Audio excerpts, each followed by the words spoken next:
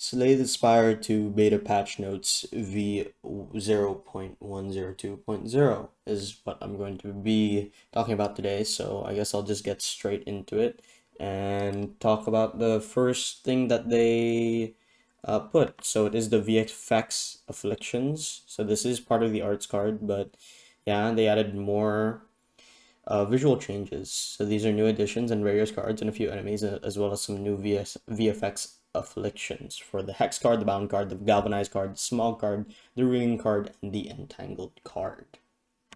Onto the general changes.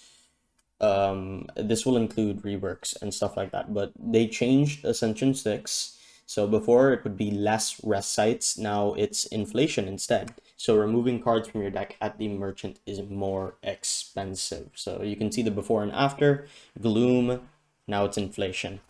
So they also reworked Blade of Ink. Before, what it used to be is this turn, whenever you play an attack, gain 2 strength this turn. You can see the upgraded one, it just goes up by 1, so gain 3 strength this turn. So they completely reworked it, and instead, they made it add 2 Inky Shivs into your hand, and then the upgraded one is add 3 Inky Shivs into your hand. And Inky is just basically at the top right, it says this card deals 2 additional damage and applies 1 weak. So it's like more Shiv synergy is what it is. More reworks, borrowed time. Before it used to be apply 3 doom to yourself, gain 1 energy. The upgrade would be gain 2 energy instead. But they completely reworked it. This is the second rework that they've done, if I'm not mistaken. Now it would be gain 4 energy, but the card costs an additional energy this turn. And then the upgraded one would be gain 6 energy, so 2 more, and card costs an additional energy this turn. So basically, if you use it once, then the next time you draw into it, it would be 2 energy instead. I don't know how I feel about this. I think it's okay so far. I haven't tried it yet. Okay, Doormaker. So they reworked the fourth turn of Doormaker, wherein he would just do nothing. And or no, he wouldn't do nothing, but they changed it so that every time you play a card, now, whenever you play a card, you lose 1 energy, and he's attacking instead. Because usually in the fourth turn, I don't think he attacks. He's like buffing. I forgot the thing he used to do, but now this time he's attacking, and every time you play a card, you lose energy.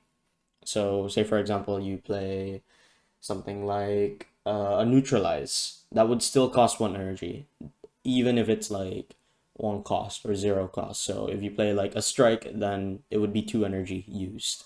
So it's kind of weird how that works, but yeah. Okay, so onto the balance changes. Leading Strike. Before, it used to do 7 damage and add 1 shiv into your hand. The upgraded one was deal 10 damage, add 1 shiv into your hand. Now they changed it, or they changed the damage rather, and added another shiv. So it's now deal 3 damage, add 2 shivs into your hand.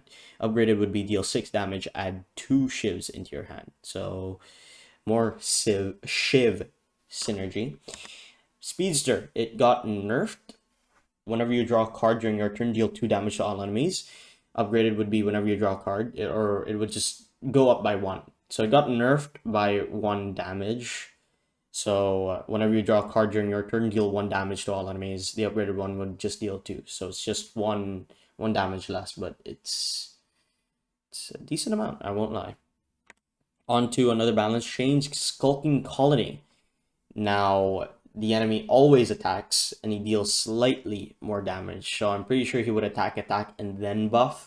But now he just keeps on attacking, but deals slightly more damage. I don't know how I feel about this so far. I think I did fight him, or I did go up against him, and you need to like have block and attack at the same time. Usually you'd want to be hitting the damage cap and then block afterwards, because now he's always attacking instead of attack, and then buff. Okay, Balanced Fur Coat. Upon pickup, marks 7 random combats. Enemies in those rooms have 1 HP.